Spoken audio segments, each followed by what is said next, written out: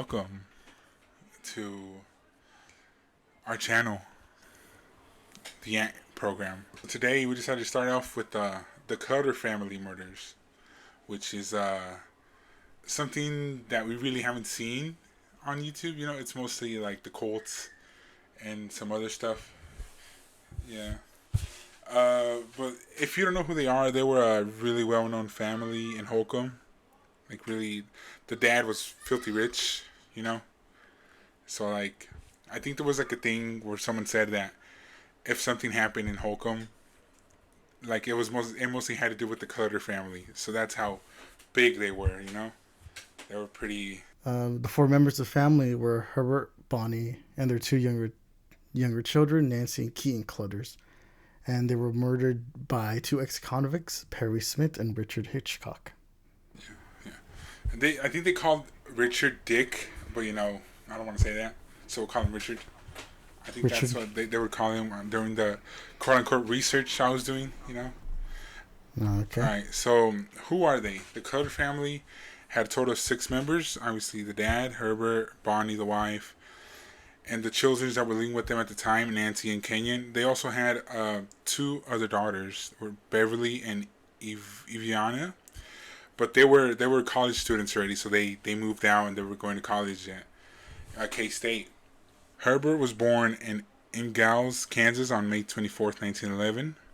He graduated from Kansas State University with a degree in agriculture in 1933. He later went on to own his own ranch and was said to have been a good boss and a fair but strict father to his children and a good husband to his wife. Bonnie, she was a good wife, a loving and caring mother.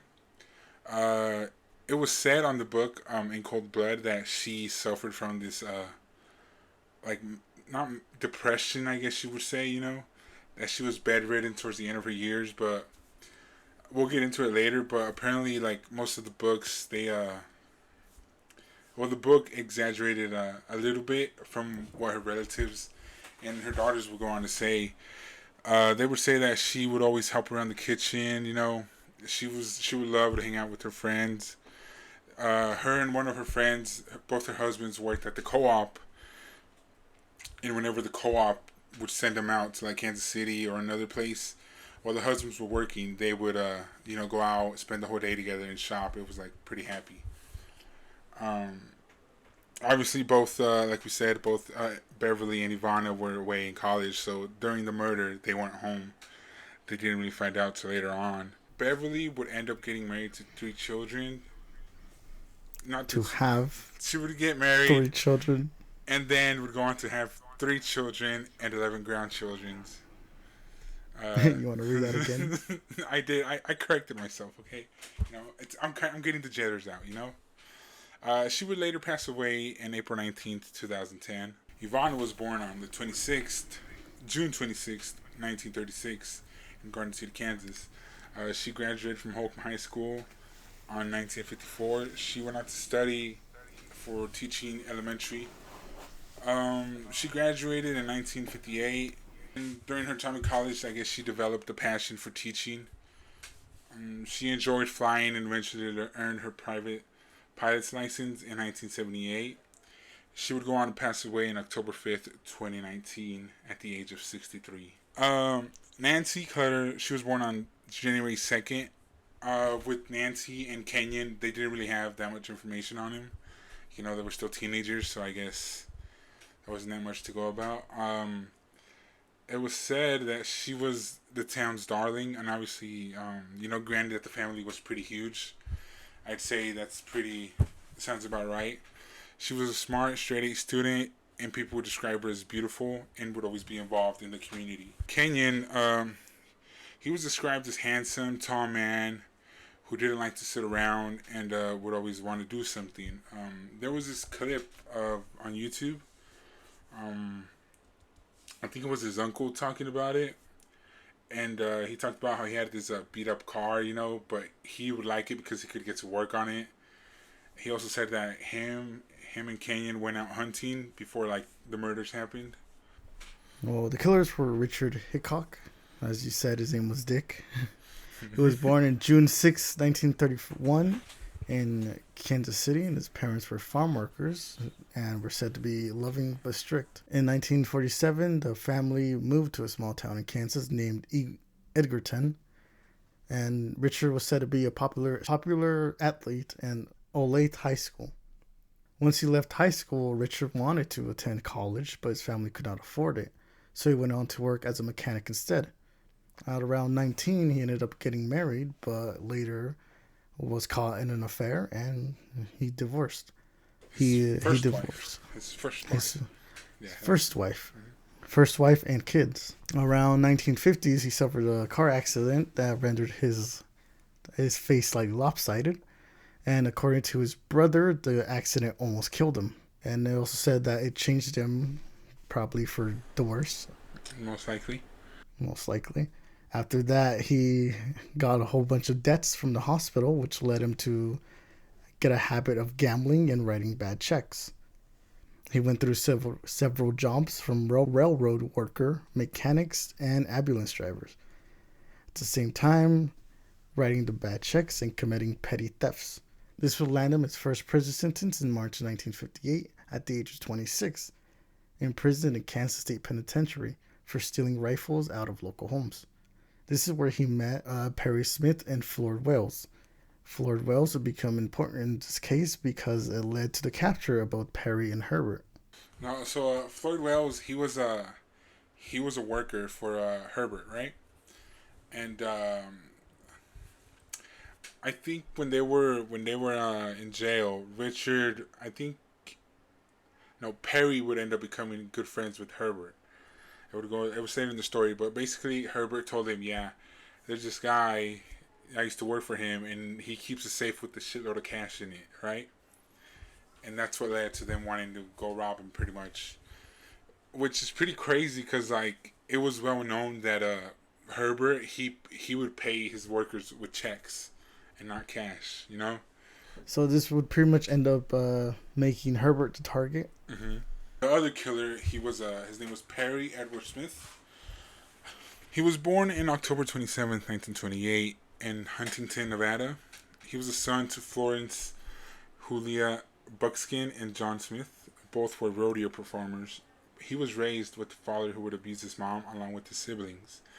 In 1935, Florence left him and took the kids with her to San Francisco. His mother ended up becoming an alcoholic and ended up dying by choking on her own vomit when Perry was just 13. See, this is like this sounds Pretty tragic. no, it sounds like fake. You know, like it's possible to choke on your own vomit, right? I guess Yeah, if you're sleeping, but it's just like especially if you're an alcoholic. yeah. But to me, it just like I was like, wow, you know, like oh wow. The other night, I drank a lot of orange juice, right? And I was sleeping, and I guess it was a lot of acid or some shit. And I just remember like trying to breathe in my sleep, and I remember just getting up and walking around. It was pretty whack. It was like I don't know how to explain it to you, but it was like something that I felt like that burning. You ever get that feeling? Yeah, I get you. I get And you. I just like got up and I started walking, but like like choking on your vomit, like So if his mother died when he was young, yeah, what he happened was to the 13. father? His father left him. Or no, his father he was abusive towards him and his brothers and shit. And the mom ended up taking the kids and leaving them. After that, he was later placed in a Catholic orphanage along with his siblings. It was he was allegedly abused by one of the nuns, physically and emotionally, which he was punished, I guess, a punishment for him because he would wet the bed a lot. In his adolescence, Perry reunited with his dad. They usually never really settled down in like one spot. They were always moving across the western United States. Perry also spent time in different juvenile detention homes after joining the street gang and committing petty crimes. His dad moved to Cold Springs, Nevada around mid 1960s and would eventually die by suicide at the age of 92. Which is pretty tragic to think about. He Yeah, he has was. lost both of his parents. Mhm. So if he traveled with his father, what happened to his siblings? Mm, I'm not sure. I couldn't find anything because it was mostly focused on this. But Mm-hmm. I would assume the siblings pretty much stayed in the orphanage And cut and ties with them. yeah, maybe. Yeah. Here, like two apparent siblings committed suicide as young adults, and his sister ended up cutting ties with him. Okay, That's so he was a pretty troubled kid growing up. yeah, due to abuse and shit. I wonder if the siblings got abused. Most likely. Yeah. In 1946, Perry ended up joining the United States Army and served in the Korean War. Despite of his record, Perry was able to leave on an honorable discharge in 1952. Smith stayed with an army friend for a time in Tacoma area, where he was employed as a carpenter one day, and then one day while riding his motorcycle, he lost control and was in an accident that nearly killed him. It's pretty crazy. They both ended up being in an accident, that was pretty damaging It's to both almost of it's them. almost it's almost like it Poetic. was fate Yeah, poetic. that they met. Due to his severe injuries, his legs were permanently disabled and suffered chronic leg pains for the rest of his life. So Perry eventually ended up getting arrested for burglary and ended up serving 10 years. Which I'm assuming that's where Perry met Yeah. Richard. They ended up meeting. I mean. And then after they met, well, this is where the big story takes place. So he was actually caught, right, and he served 10 years in Phillipsburg, Kansas. He then I think he ended up escaping that jail, running away. I guess it was easier back then. While he was on the run, he was eventually caught and re-jailed, and then he served his sentence in Kansas State Penitentiary, which is where he would meet Richard. Perry was eventually let go on parole, though, I guess, for good behavior. Richard Hickok, this is like the actual, where they find out the safe. He has like 10K pretty much, and they're like, okay. I think Richard wanted it, and Perry was like, nah, I'm trying to stay clean, But I guess he ended up convincing them. Richard Hickok was eventually released from the Kansas State Penitentiary in November 1959. Allegedly, Richard wrote to Perry telling him to violate his parole by returning to Kansas to assist him with the robbery he was planning. They then met and almost immediately began working on a plan for the robbery. They collected tools needed for the robbery, which included gloves, a flashlight, I think they said a fishing knife, and a shotgun. November 14th, 1959, both men drove 400 miles west toward Tolcom, Kansas in a black 1949 Chevrolet. They arrived late in the evening, and once the family had all gone to sleep, they walked in through an unlocked door. They went and got a hold of Herbert and demanded that he showed them and opened the safe with the $10,000 in cash in it. $10,000 in cash, which do you know how much it would be in today's money? I think I looked it up. I think it was like almost 500K. 500,000. Yeah, I think that's somewhere around those lines. Oh, okay. It's pretty crazy though. They left like their doors unlocked at night. You know what I mean? Like that's. Well, it was probably a different time back then. Yeah, but like, you you'd imagine that. You'd imagine you wouldn't expect someone to come in, especially when they lived in the farm outside of town. What was it? Was it that far off? It was. I'm pretty sure it's pretty far off. Anyways, Herbert then told him he didn't own the safe. Like I said, he was famously known for paying in checks rather than cash. And both Perry and Richard then decided to rob the house for what little they could find, but ended up finding a small amount of cash and some objects of little to no value. So who was Floyd Wells? Was the guy who told Richard, right? I think it was Richard. While they were in prison, Richard became good friends with Floyd and Perry. But I guess Perry and Floyd weren't that really, good friends. Good friends. And Richard told him, "Hey, there's this rich guy near Holcomb, I guess, and like he keeps a safe with like a bunch of cash in it. I think coming out of prison, you would want, the easiest way to get cash. Yeah. So they got to, they robbed. I think they ended up picking up this like little radio type of thing. A radio transistor. Yeah, something like that. And I remember reading that he's like, I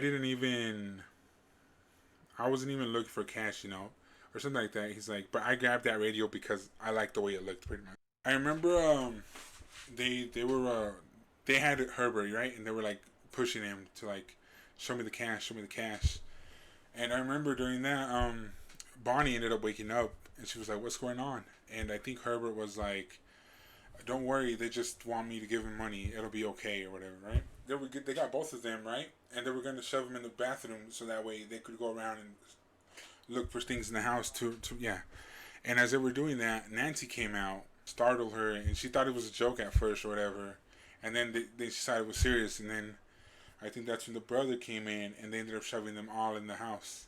Then they were like, "Oh well, they're all here. What do we do now?" You know. And then that's when they're like, "Let's tie him up, and then we can rob the house." So they proceeded to separate everybody. Perry had Bonnie, and he was taking her to a room. And I remember reading that Bonnie was pleading with him to not let Richard touch Nancy, right?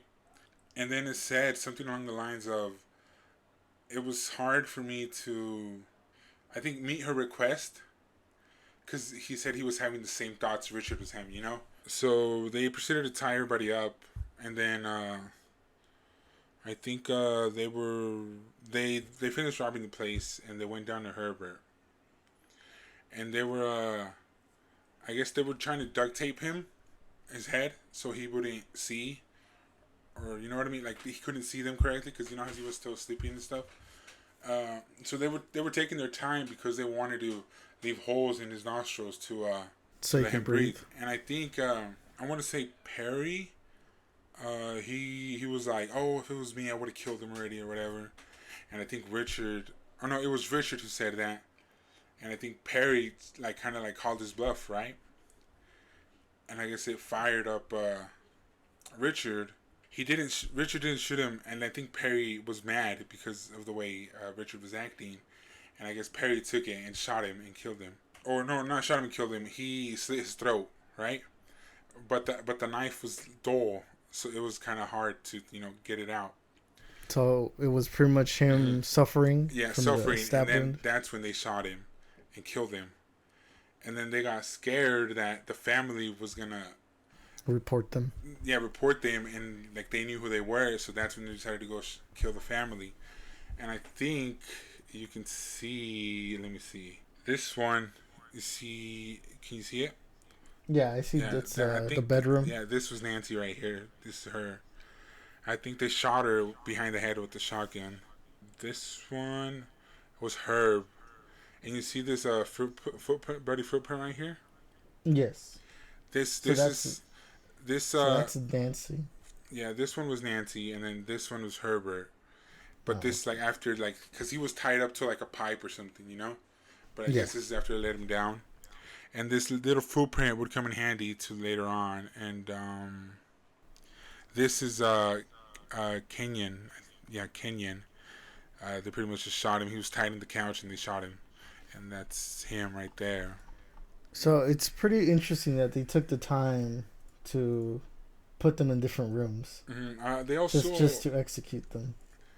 well, the plan wasn't to execute them. It was just to tie him up, rob the house, and leave. Right? And then what happened to Bonnie? Bonnie, she was also tied up. But it was said that when they found her, she was like almost like laying sideways, and like kind of like a praying. You know, like her hands together in front of her, like almost if she was praying. And she was also shot in the head, I think. So they ended up running away, and then how long did it take for people to end up finding the bodies It or the was crime legit like scene the next morning. You know. the next morning? So it was Yeah, pretty quick. yeah. Because I think Nancy's friend was gonna go visit, and she found the bodies, and she called the police. You know. Okay, so hours passed before the bodies were found by Nancy's friend. Police were called from a neighbor's house, and then I assume the sheriff and the FBI came to investigate the murder scene, right? No, it was the sheriff and the officers of the Garden City Police Department. They arrived. They went there, investigated the murder scene. Nancy, along with Bonnie, they were both found in their rooms, and obviously Herbert. And when police walked into Nancy's room, they saw the walls and furniture splattered with blood. She was laying in her bed. Her face was to the wall, and the back of her head was blown off. Her wrists were tied behind her, and her ankles bound to what looked like a cord from the Argentinian blind. And And then Bonnie was found tied up as well, but her hands were in front of her. She looked like she was praying. The cord around her wrists ran down to her ankles, which were also bound together, then ran down to the bottom of the bed and was tied at the footboard. She was also shot point blank in the head, and her eyes were still wide open, which is pretty creepy. Then Herb and Kenyon were obviously found in the basement. Kenyon was found tied to the sofa, as I saw in the picture, with the pillow under his head and was shot. Herbert was hung from the pipe in the basement and was tortured before eventually dying from the wound to his throat or a gunshot to his face, which honestly was mostly the gunshot to the face, given that the knife was dull. I feel like it's gonna be worse with the knife, with the dull knife. Soon, the house was filled with people from the policemen, a Kansas City Bureau and Investigation, the KBI, doctors, minister, reporters, and the photographers. Alvin Dewey was working with the KBI and had become good friends with Herbert at the time. He immediately began to work on the case. Dewey's team consisted of 18 people who constantly worked on the case. They interviewed anyone who had worked for the Clutters and everybody who knew them. They put out a reward for $500, which would be $4,500 in today's day and age, if you will, for information leading to the whereabouts of the killers. So later you said that a bloody footprint would be used to identify them. How would that work? So like the photographers from the scene were finished developing, the photographs when the pictures were finished developing.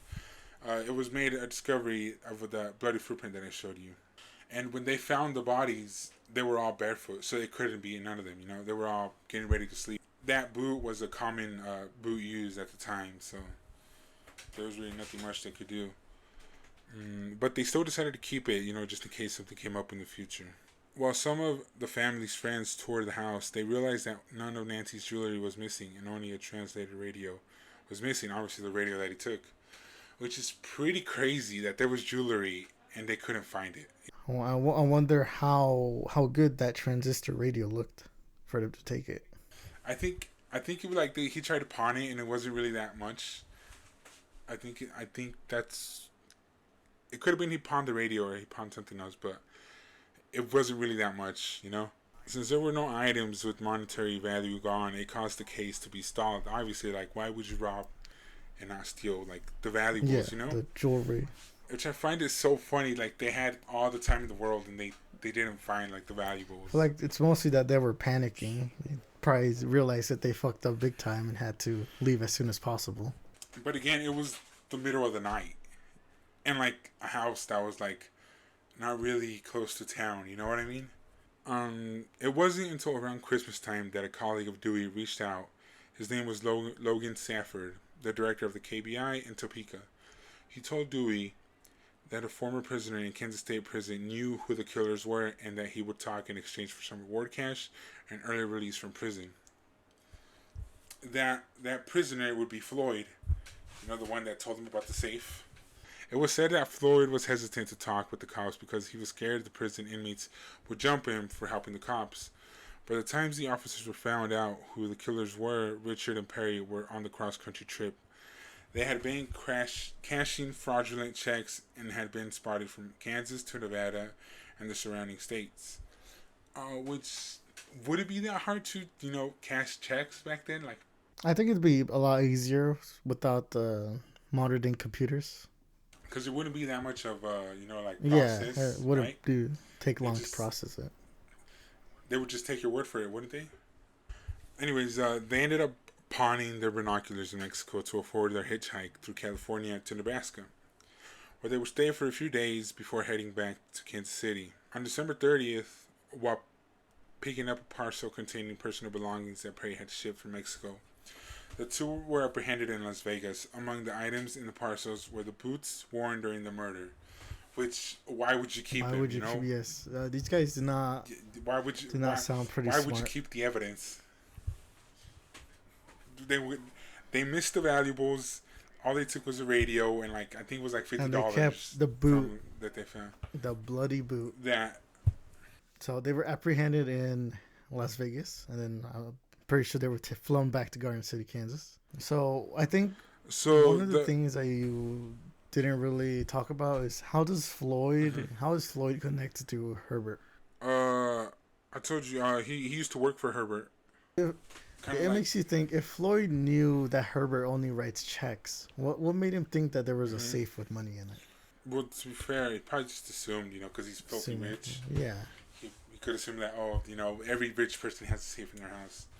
Well, anyways, the police ended up running plates on the vehicle they were driving and found out it had been stolen in Iowa.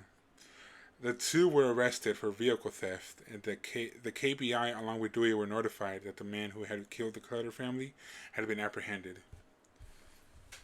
Both men were flown from Las Vegas, Nevada to Garden City, Kansas, where they were separately questioned by Dewey and his teams.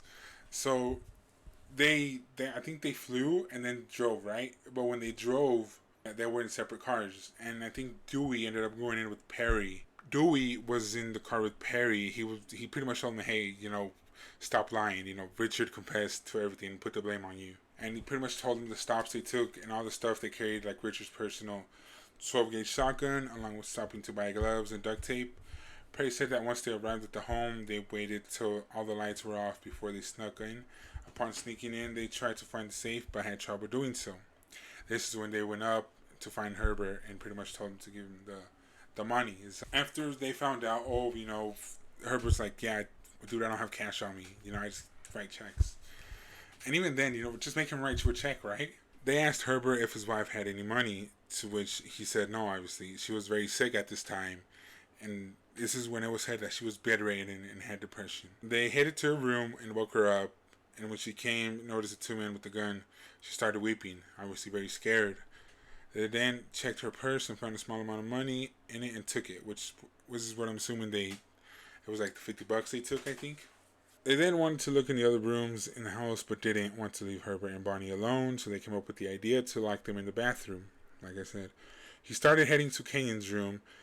Uh, Perry stated that he looked too scared to move upon waking up, so he was sleeping as well. And I think he was like 15, 14 here, right? Kenyon was 15 years old. Pretty young. Uh, he said Richard yanked him out of his bed. As that was going on, Perry saw a nice looking radio and took it. Obviously, the radio, he picked up. They then searched the room for money, but couldn't find any. As they were taking Kenyon to the bathroom along with his parents, Nancy walked out of her own bathroom. They proceeded to shove both kids into the restroom with the parents in it. Still wanting to find the safe, Richard and Perry decided to separate the three and tie them up and gag them in an attempt to scare them. Obviously, getting them to confess where the money was. There was no money. After a while of looking for the safe and not finding anything, they decided to leave the home. However, Richard was worried that Herbert would be able to escape and call the police before they could exit the county. They then headed towards Herbert, and Richard started to wrap duct tape around the head of Herbert, which is what I told you. Obviously, when they were wrapping up the duct tape, Richard pretty much, I guess he was at this time annoyed or like pissed off that he didn't find anything, and he pretty much was like, Herbert is very lucky to be alive right now, and if it was up to him and his whole family would be dead right now. I guess Perry also being pissed off or annoyed, he pretty much called him on his bluff. Like I said, Richard ended up, trying to slit his throat with the dull fishing knife. He didn't want to leave him suffering, so he took the shotgun and shot him in the head. Then he would also go on to shoot Kenyon, which I think they were close together because they were both in the basement. And then Richard would end up shooting Nancy and Bonnie. Then Dewey asked Perry how much money they got that night. Then Perry claimed they took about $40 to $50. It still was a lot for back in the days. I think it might have been. What do you think? What do you think it would be? $50. I want to say. This was 1960. I want to say around $500. Yeah, about like $500, $521. Nice. I was close. $521 with 68 cents in 2024. So do you want to close it off for us? So now that they confessed, on March 29th, 1960, a jury of men found Richard and Perry guilty and were given the death penalty for their crimes. The men lived on death row for 5 years in Leavenworth Prison in Kansas. During their incarceration, they would talk about the crimes in graphic details for anyone who would listen, including the people outside the prison. One of Perry's ex-military friends said in an interview, he said, "As I pulled the trigger, there was a flash of blue light and I could see his head split apart." Both men were eventually hanged at the gallows on April 14th, 1965. Perry Smith was 36-year-old and Richard Hickok was 33 years old. So earlier you said that they ended up making this into a book called In Cold Blood. And then it would later go on to be turned into a movie. But there was some controversies about how the family was portrayed in the movies, right? Yeah, they felt like the family wasn't really. The family was put aside, and it was all about the killing and the killers, you know? The major issue was how they portrayed Bonnie, the wife. In the book, it was said that she suffered from depression. Her brother would say, "Oh no, like that's not true," you know. And along with her friend, she would also say that she was very happy and a loving and caring mother to her kids, and would like to help around in the kitchen and do all that wife stuff, you know. In the end, there's only two of the remaining. Yeah, the two that were in college at the time. But due to the book and how badly they felt the family was portrayed, they just didn't want to do it. They didn't agree with the book. You know, they were mad because they just felt like the family was more important than the actual killings. But in the books, like the family was put to the side pretty much. I guess in the end, it's pretty tragic that 4 lives were taken, all for a radio, some binoculars, and $50. So, what'd you think? I think that it's a series of unfortunate events that could have easily been avoided. I don't know. It's crazy that like, you know, they pretty much killed them out of panic, and like they were already tied up. You know, like, and it was at the time where like nothing really news didn't travel as fast. You know, so they could have gotten away. They would have lived, and they pretty much, I guess, would have been better off that way than killing them, obviously. But all in all, you know, it was pretty interesting. You know, when you told me about this, and so what I find interesting is how a Dewey is pretty much the one who caused this incident, and also the one who ended up solving this incident. What do you mean? Oh no, you mean Floyd? Yeah, there we go. Yeah, Floyd. I don't remember reading if he got the money or if they compensated him for it, because there was a prize to whoever could like. But he was still in prison. Had any information during that time. Mm-hmm. Yeah, he wanted how to say, he wanted a earlier release and cash. Which if it was up to you, would you follow his demands? Well, he's already in prison, but then he wouldn't. I would, because you know I would give him the cash, because what's he gonna do with cash in jail? Well, anyways, they still have graves over here at the Holcomb, in like the middle of the town. Yeah, there's like these two graves for Nancy and Kenyon, and I think oh no, it's a cemetery. My bad. They have a oh no, it's a cemetery in Garden, actually.